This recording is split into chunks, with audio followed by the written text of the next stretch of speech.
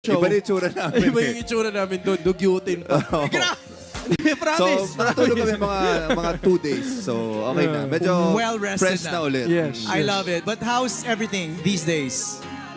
Good. You just finished the lock-in, right? Yes. We finished 30 days Wow. of lock-in. 30 days Are you pala. serious? Diba? 30 days tayo na dun, pare. Yeah. So, Almost. 30, no? So, Yeah, 1 month, I think, longest time ko rin yun sa isang lock-in. Kasi, nung lock-in, pandemic time pa yun eh. Ngayon lang ako nag-lock-in ulit. And we're away from everything.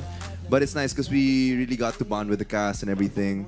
Siyempre, nakaka-homesick din minsan. Yeah. Pero, okay naman. May okay namimiss naman. ka? Ha? Marami ako namimiss. Alam nyo, Alam mo? si Kyle, I got you, I got you, guys. Palit tayo. Wait lang. Dito ako. Dito ka Okay. Teka lang. May sasabihin din ako. Okay, go. Ano na naman? Si Kyle wala siyang namimiss eh. Ay, okay. Kasi- Bakit? Kasi nandun na siya eh. Ay, napabalik na po agad si Kyle at Sherry, mga kapamilya. Nabalik sa akin. Hindi mo sinagot yung tanong. Siyempre may namimiss. May namimiss. At ano yung tanong again for Kyle? Di ba, namimiss mo ba? Sino? Mamimiss mo pa rin ba yung isang tao kapag everyday mo na siya nakikita? Ayun! Alright. Grabe. Kami na lang mag-host. Kami na mag-host. Kaya na namin. Pero everyday mo nga bang nakikita? Sino ba kasi yung sinasabi? Yan naman. Yeah. Oo naman. Ayun na nga. Grabe, nagsisimula pa lang tayo pero ang iinit na agad ng katanungan natin. Grabe. Pero Biglang umiinit yung... Pero ito, going back sa Roha, congratulations first of all. I remember seeing nung nilabas pa lang yung lineup ng cast for this show. Talagang MC no talagang nag-trend agad. Pangmalakasan? Pangmalakasan agad. And nung nilabasan natin yung teaser, the trailer and everything, talagang napakaganda ng feedback from our kapamilyas. What's your reaction to that? Kami, shocked kami kasi hindi ko alam na ang dami namin palang sinut nung time na yun.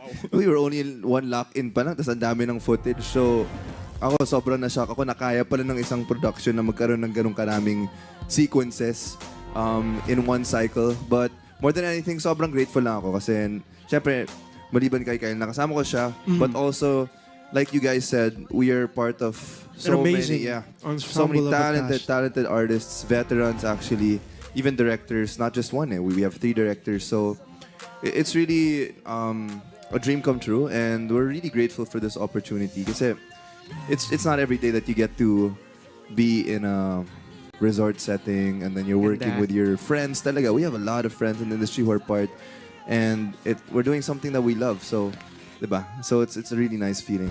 Yeah. Ako, going back to the feeling of nung paglabas ng trailer, sa totoo lang, so sobrang na-excite yung tao. That's only the tip of the iceberg. Dami pang mangyayari sa Roha na nakakagulat talaga.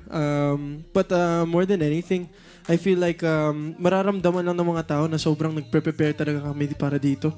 The whole cast is very committed, very passionate, and yun yung dun kami natutuwa. Nakakahawa yung passion ng lahat ng artist dun. So, super excited para mapanood na talaga nila. Let's break it down. Yung I know. Break it down, yo. Okay. Ulit ako dun. Yung characters ninyo without spoiling too much. Ano ba yung mga bibigyan yung buhay na papel dito sa Roha? Roha means red, right? Yes. Yes. Oh, wow. Pero It's Spanish for red, right? Hindi, Yeah. basta Roha means red. Yeah. Red Sea, red for blood, and That's right. ano pa mangyayari dito sa kwento ng La Playa Roja, di ba? Pero going back to characters, siguro ako po yung security guard isa sa mga security guard ng... Gwapo mo namang security guard. Wow. Thank you. Security guard ng Roha. Magkababata kami ni Liam. Okay. Lumaki kami together. We both learned how to fight together. And syempre dahil sa nangyayaring how do I say this, the thieves that come into the La Playa Roja, kami lang talaga nakakaalam ng mga pasikot-sikot sa loob ng resort kasi syempre doon kami lumaki. Right. And we have training background, so we have to somehow find a way para matulungan namin yung mga na hostage. Yeah. Donnie, your character. Si Liam Roja naman, yung family niya yung may-ari ng La Playa Roja. So he is the head chef dun sa mismong resort. Ang dream niya talaga is maging international chef na known worldwide. So he really wants to go abroad and further his studies as being a really good chef. And syempre, meron din ibang plans yung mga pamilya niya para sa kanya kasi syempre siya yung heir to the throne. So he has to juggle between those things of what to do. And yeah, we did grow up in the resort. We did grow up doon by the beach. Doon kami nagkaroon ng maraming memories together. Kasama namin si Maymay, si Pare. And yeah, until this whole thing happens and the hostage takers come in. And then we are forced to be in a situation that we've never handled before. So na makita natin kung ano mangyari, pag nangyari yun. Kasi we all had our own plans eh. Yun ang aabangan ng ating mga kapamilya kung paano i-handle ng characters yung situation din. Pero syempre, coming from your amazing characters from the past, no, dito sa Roja, paano nyo pinaghandaan yung mga roles nyo? I think una sa lahat yung training talaga. Anong training yun? I saw nga parang tinuturuan kayo sa by the beach. We actually learned Is that so martial many arts? different kinds of combat sport. Yeah, we had to learn how to do jiu-jitsu. We also had to learn how to do, sorry, I'm forgetting the word. Arnis? Arnis, yes, Arnis. Different types. And we also had to learn how to hold a gun in general. I mean, makikita nyo din doon, may baril na din ako. Galing. So, all around, big shout out to our stunt director, si Direk Erwin Tagle. Coach, he was so hands-on.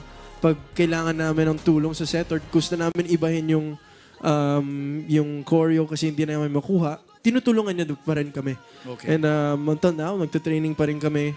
It's very important. Question! Ano na to? Totoo naman, na-miss ko si Belinda talaga. Yes!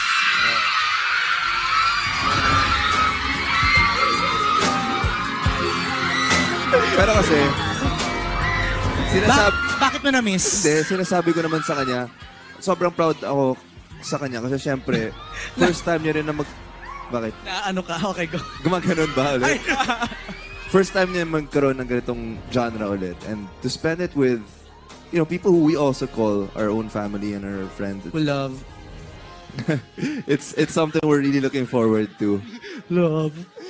Love daw. But yeah, it's nice that we get to do these things as well. Kasi iba sa mga ginagawa namin dati. And I think it also shows that there's growth there and there's maturity. Yeah. No, I'm so happy for you and Belle Yes. right now talaga. And super happy din ang mga Don Bell fans. Okay ba? Okay yun. Okay. Na I'm sure Don Bell marami pang talaga gusto ako. itanong yung... Yes, may gusto kong sabihin? Okay ka na? No, marami kasing nabitin, pero bibitinin pa namin kayo. Thank you so much for all your answers. Yes. Marami pa tayong